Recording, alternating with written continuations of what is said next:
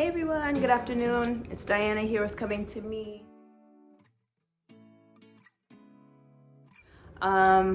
Look, Pepper's joining us today. I decided to not put her in her crate, so hopefully she doesn't bark too much and distracts me. Hope everyone is doing well.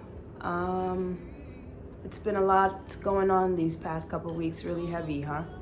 A lot to think about. A lot of perspective and paradigm shifting, I think, happening. And I'm excited about it, in all honesty, very genuinely. I'm really excited about it. I think it's gonna be awesome. I think the change that Sam Cooke sang about back in the days, that's one of my favorite songs.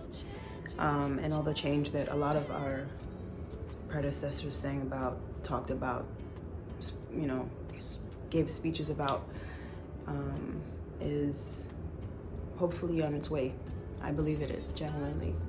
And so given the climate of all these things that, you know, are in the atmosphere energetically, my brother and I actually the other day were having a conversation about humanity and what it means to be human, the actual definition of what humanity is, and how separated we've become from what our actual humanity is, or what the actual definition of what humanity is. And so he actually gave me the definition. It was compassionate, sympathetic, or generous behavior or disposition. A secondary definition, the quality or state of being humane. So I think, you know, some of us are able to demonstrate compassion and sympathy and empathy and be generous and be philanthropic and all that really great stuff.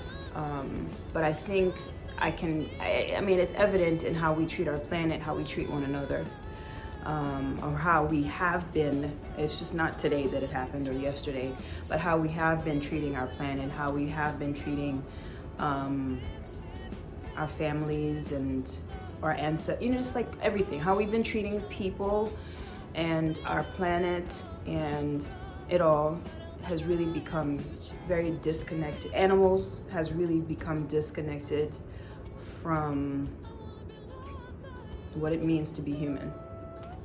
So basically, I just want to just kind of put some things out here. It's not gonna be a long video. It's just kind of my thoughts about I posted something a couple of days ago about what I feel that humanity is being called to. I think this is a moment where humanity is being called to reconnect with our humanity, right? Because we've allowed the dominant culture, we've allowed oppressors, oppressive mindsets, paradigms to kind of convince us, firstly, that some people, some certain groups, marginalized people, Black people specifically, are not human, right? And we have separated, we've been detached because of their own disconnection from their humanity, the oppressors, right?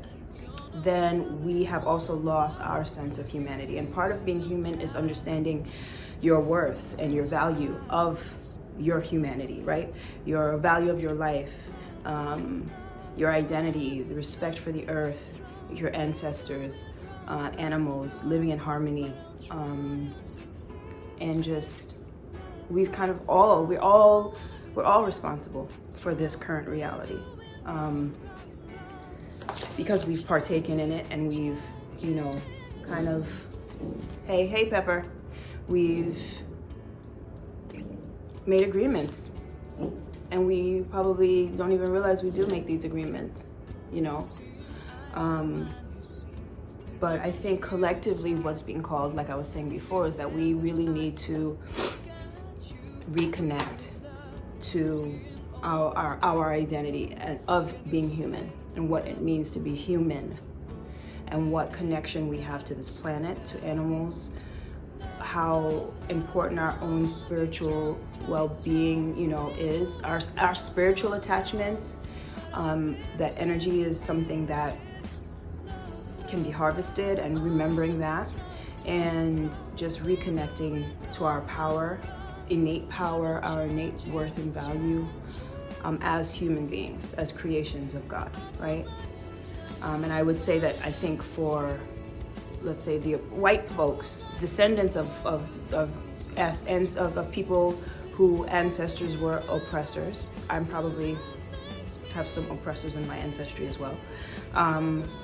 But it's accepting those truths that, yeah, they did that stuff, right? And not to water it down by trying to disassociate yourself from it, because you are a physical embodiment of every single one of your ancestors. So what they've done and their traumas, obviously we know that they change our DNA and they live in us. So to detach or to take yourself away from what good, bad, whatever it is that your ancestors have committed in the past, historically, it's almost a dishonor to your ancestry, really. And it's almost like a denial of who you really are, because you are right now a physical embodiment of every single ancestor that you've had in your lineage. So I think it's this current life that you live is a moment for redemption. In your life, you can redeem. What's so awesome is that you, in your life, in the lives that you create, let's say if you have children or other people that you influence, you're able to redeem your ancestral line, your lineage. So if there was bloodshed, this oppression, all those things ancestrally with your life, you can change that. You can heal that. You can redeem your great-great-great-great-great-great-grandma, great-great-great-great-granddad, whoever that was, that oppressed whoever, by living a different life, just by your life alone.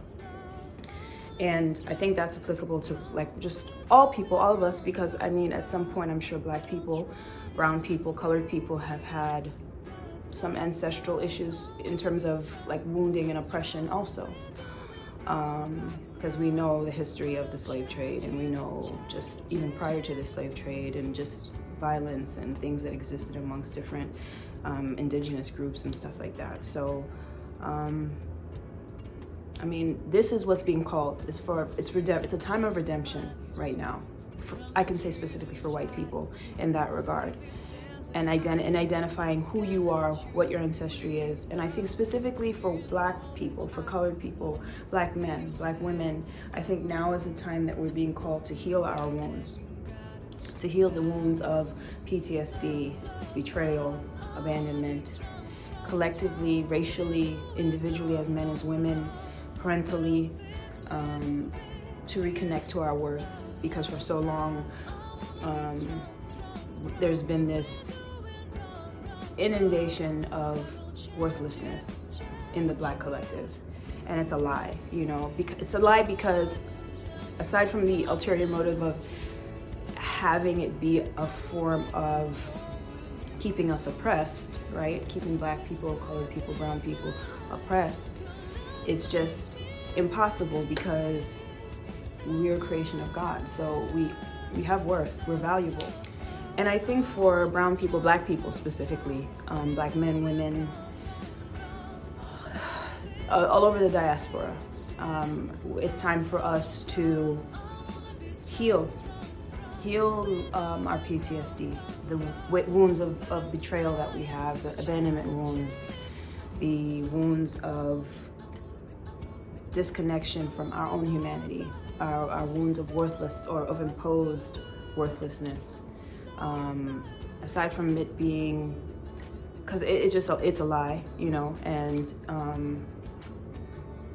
the truth is that we're worthy simply because we're created, and that works. And like, you know, what they really don't want us to know is that like all laws, that's why we weren't, you know, Black people in the United States of America during, you know, slavery times were not allowed to read the Bible, because the truth is in there that, oh, everyone is created equally and everyone is worthy and everyone is of value.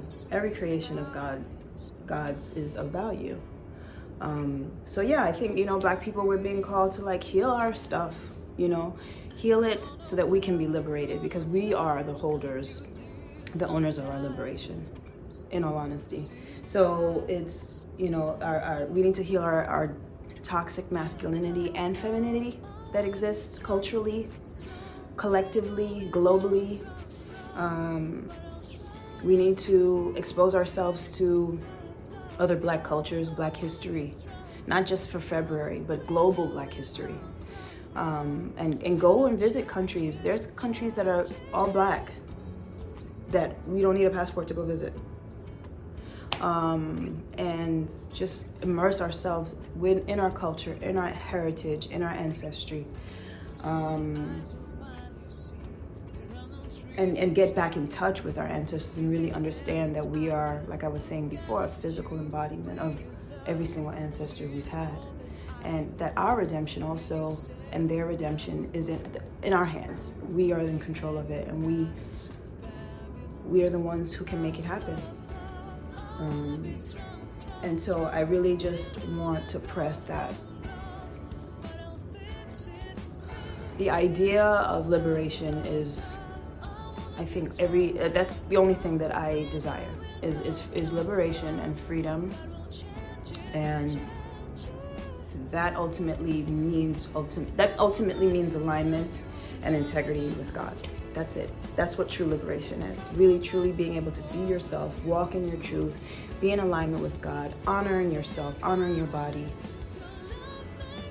honoring this earth.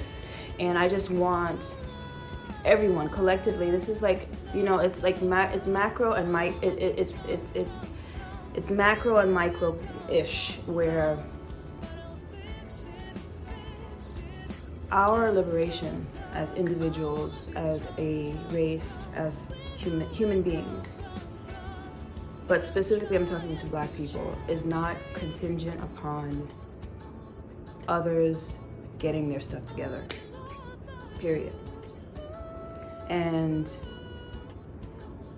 when we sit and think about that and really allow that to really penetrate us, right? We're in control of it. We're co-creators of our reality.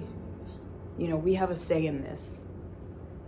And if we want change, if we want things to be different, I am 100% for speaking up, protesting, whatever we have to do to have our voices heard.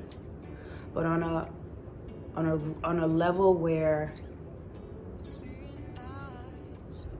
on a real level, we ain't gotta convince nobody that that our lives matter. First of all, we don't.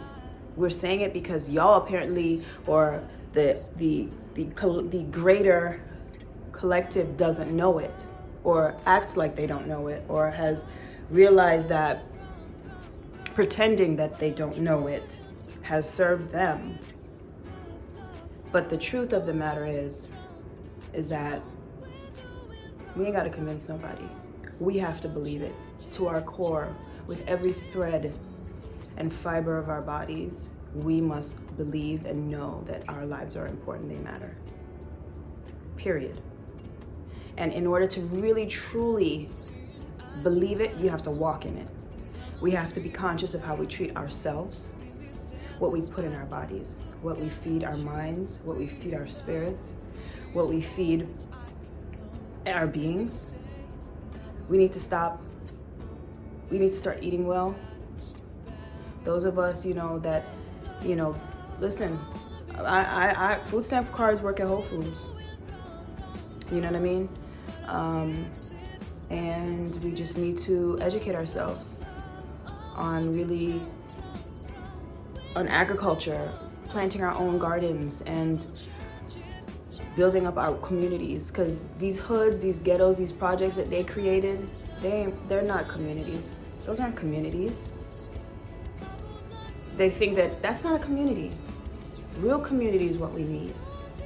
Real kinship, real solidarity, real love, understanding that we've all struggled in the same way. All Black people. And the goal, my dream is that we have these beautiful sovereign communities that, yeah, fine, we're, we remain the same, but there's places that exist where there are homes, there are homeowners, professionals, there's resources, there's different places where we can thrive.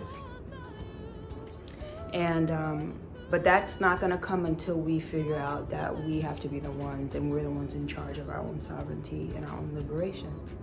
Period. individually. Collectively, we together, we bring another. That's why I'm doing this, because I talk and maybe I can inspire somebody. I don't know. I'm just, I don't know. Maybe I'll inspire someone. But really, when it comes down to it, I have to do my own work. No matter how much, and you got to do your own work. No matter how much I say, no matter how much I try to include, but you got to do the work. And that's it. You got to do the work individually so that a collective change can happen and a unified change can happen. Because I'm going to tell you, ain't nobody going to stop me from getting free. And that's what you have to believe too. Nobody. That's it. And your spiritual well-being, your spiritual health, your mental health, your body's health, your emotional health, important, vital. You're not going to be able to be free in really what it truly means to be free until those things are fixed. So this is a call, I believe. This is a call, I believe, for all of us, collectively, individually, Black people wise, white people wise. Listen. Get right in you. Work on you. Heal you. Feed your body good food. Exercise. Pray. Meditate. See a therapist. Get a life coach. Whatever you gotta do. Reconnect with your humanity. Reconnect with what it means to be human. Reconnect with your self-compassion. Reconnect with your self-love. Reconnect with your self-worth and value. Stop allowing these things to distract us from that.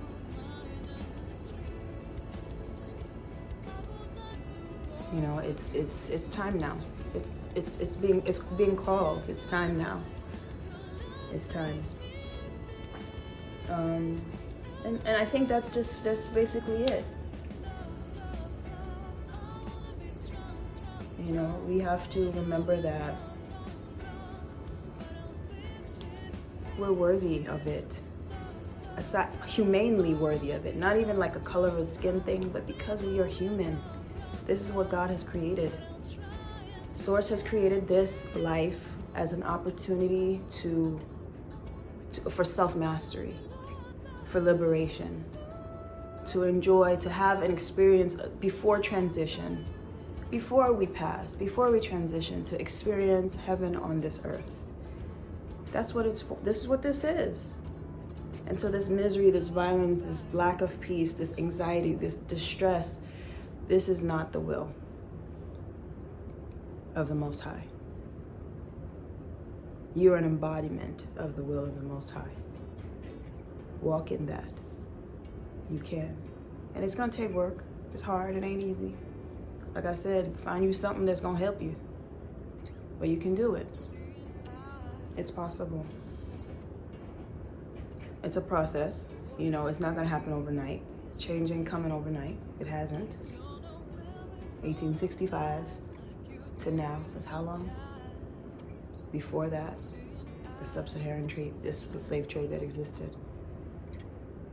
It's a matter of, we need to stop thinking that we need to find our worth in oppressing other people. Because then it's not real worth. If I've had to oppress and subjugate someone else or a group of people so that I can find my own value, what's my value based upon? What's my worth based upon? So then it needs to be self-derived. I need to remember who I am. Remember who I was created by. Remember what my life's purpose is. What this experience is supposed to be. Well, that's it. I hope you guys kind of listen and think. It's not typically doodah-ish as, and cheerful, but this is what we're being called to now. This is what's happening. We need to wake up. But also, we're doing a thing, I told y'all. So I have a couple of my lovelies that decided that they were gonna embark on this boundaries journey with me. So if you're still interested, we're still reading. Saturday at 2 p.m. we're doing a live just to have some discussions on the first 2 chapters. So if you guys are still interested or want to take a look, see, and go on this, because this is part of self-care. This is a part of self-identity. This is part of remembering who you are. So if you enjoyed this video, please click like, subscribe, share. I didn't tell you to do that in the beginning, but please do it. I appreciate you. Pepper loves you for her busybody self. Enjoy your day. Blessings to you. Bye-bye.